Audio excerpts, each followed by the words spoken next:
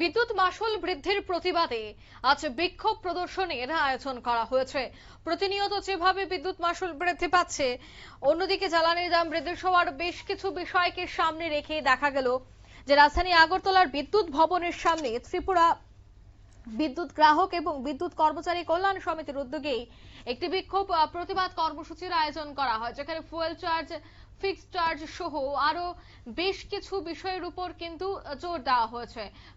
এছাড়া দেখা গেছে যে এদিনের এই কর্মসূচি প্রতিবাদ কর্মসূচি থেকে তারা তুলে ধরেছেন যে আড়ালে কিভাবে বিদ্যুতের মাশুল বৃদ্ধি করা হচ্ছে এই বিষয়টা।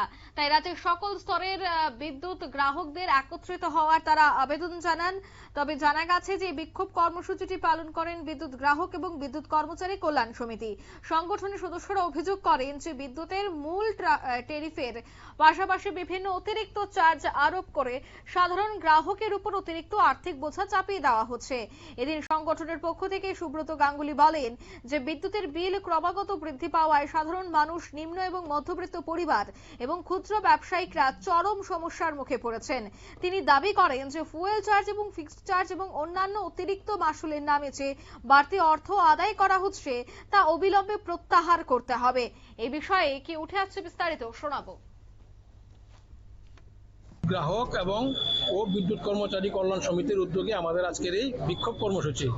আপনারা জানেন ইদানিংকালে এই মাস থেকেই ত্রিপুরা রাজ্য বিদ্যুৎ নিগম লিমিটেড আমাদের যে বিদ্যুতের যে বিলের যে মূল্য সেটাকে বৃদ্ধি করেছে। সেটা আমরা যেটা দেখলাম যে এর আগে যে বিদ্যুতের যা রেট ছিল, যা মূল্য ছিল, তার থেকে খুব অস্বাভাবিকভাবে এটা বৃদ্ধি হয়েছে। বিশেষ করে বিদ্যুতের যে ফিক্সড চার্জ, সেটা আগে ছিল ফিক্সড চার্জটা প্রতি কানেকশন প্রতি যে পার কানেকশন পার মান্থ, কিন্তু আমরা এবার দেখতে পেলাম যে বিষয়টা যেটা হচ্ছে প্রতি কিলোওয়াট পার মান্থ।